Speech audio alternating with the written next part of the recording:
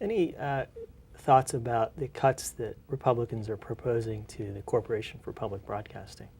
Your take on that as a... You know, my own state a number of years ago stopped subsidizing public broadcasting. Look, I used to be in the public broadcasting caucus. I'm not in as many of those as I used to be. I mean, I kind of got carried away. But as a broadcaster and former president of the Oregon Association of Broadcasters, and I've worked in partnership with our public broadcasters, I think there's a role. The issue now, though, is how much of these sorts of things can we afford when we're borrowing 40 cents on the dollar? Mm-hmm. And I think any organization, this is not the time, by the way, to be captured on video saying something that antagonizes a whole element of either party.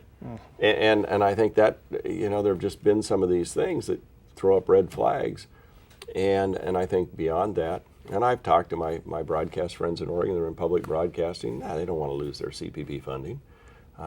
You wouldn't favor that as it stands now? Well, I voted for the resolution that went across that had it in it. Okay. And I think the recent disclosure on NPR, you know, they're trying to address it. I've met with Pat Butler, who's, you know, head of the TV affiliates. He's a friend. We've tried to talk through some of these things. And, you know, I think there's a role for public broadcasting. The question is, how much should taxpayers support? And if there is this attitude sort of inside the organization that would appear to be as partisan as what's come out, there's going to be a consequence. This is a reality. It's political. You're getting taxpayer money.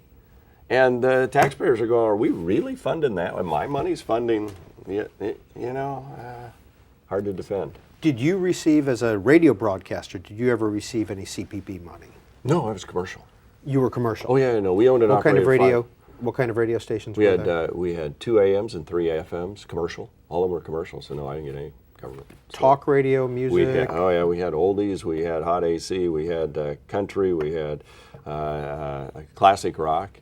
And but it was, actually we won a Marconi Award for our AM station, and it's a community service, which is the highest award broadcasters give out. A number of years ago, a great team. We a lot of local sports, local news, really focused, I think, on what makes broadcasting successful and is when you focus on the local community's needs.